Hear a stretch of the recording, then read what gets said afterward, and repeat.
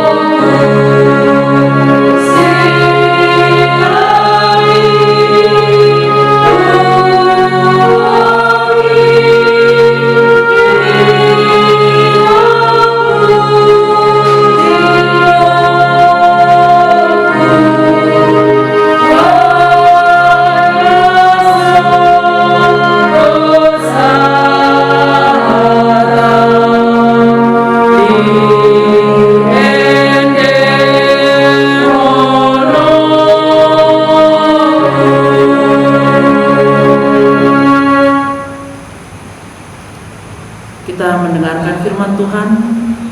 Mari kita bersatu dalam doa.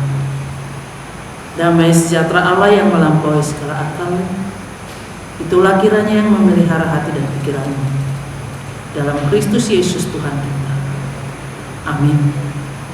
Saudara yang dikasihi Tuhan Yesus Kristus, firman Tuhan buat kita pada hari ini, peringatan masa Prapaskah, tertulis dalam Lukas 22 ayat 19 hingga ayat 20. Demikian bunyinya. Lalu ia mengambil roti, mengucap syukur, memecah-mecahkannya dan memberikannya kepada mereka. Katanya, "Inilah tubuhku yang diserahkan bagi kamu. Perbuatlah ini menjadi peringatan akan aku." Demikian juga dibuatnya dengan cawan sesudah makan. Ia berkata, "Cawan ini adalah perjanjian baru oleh darahku yang ditumpahkan bagi kamu." Demikian firman Tuhan.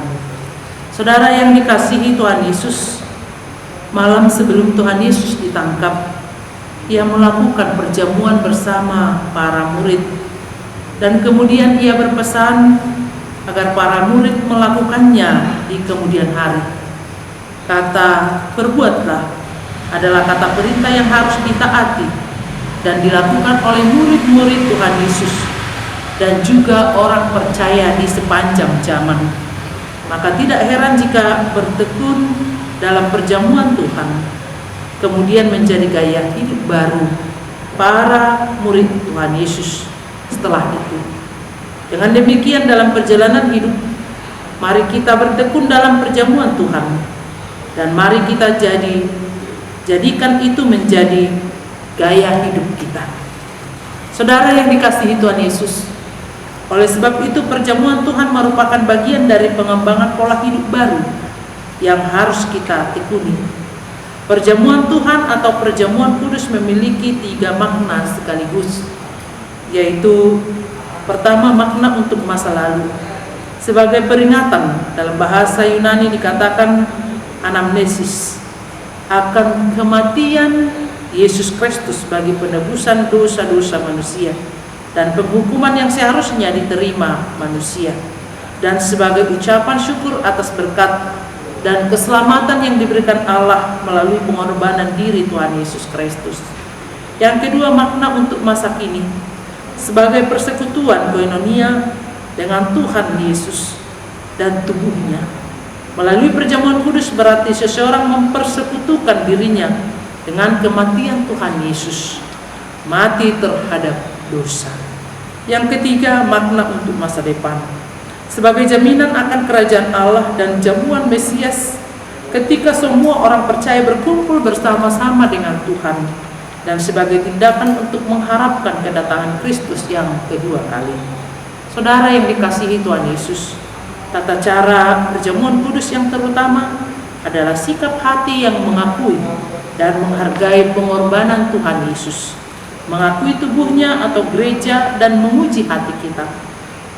Untuk itu, marilah kita bertekun dalam perjamuan Tuhan dan menghayati maknanya dengan sikap hati yang benar sampai Tuhan menjemput kita.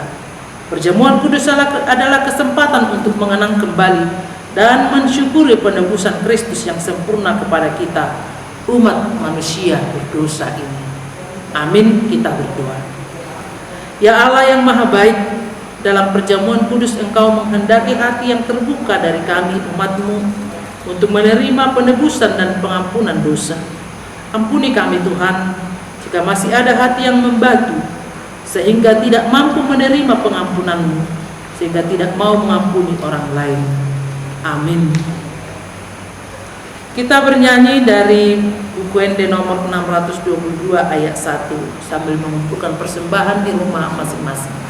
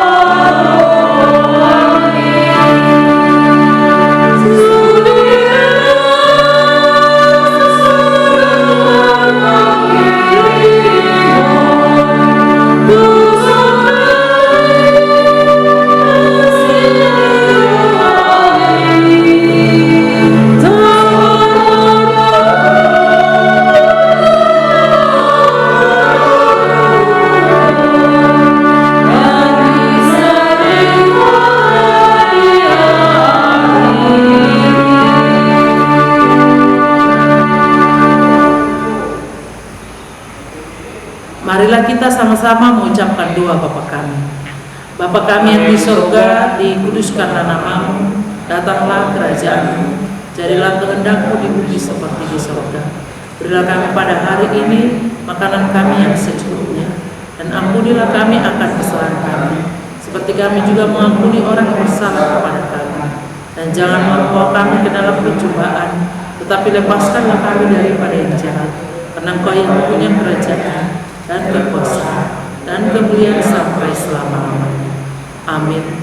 Anugerah Tuhan kita Yesus Kristus, kasih setia Allah Bapa, dan persekutuan dari Roh Kudus kiranya menyertai saudara sekalian.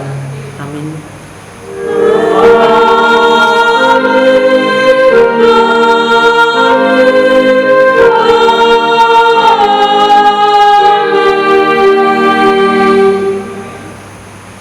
Shalom Moras.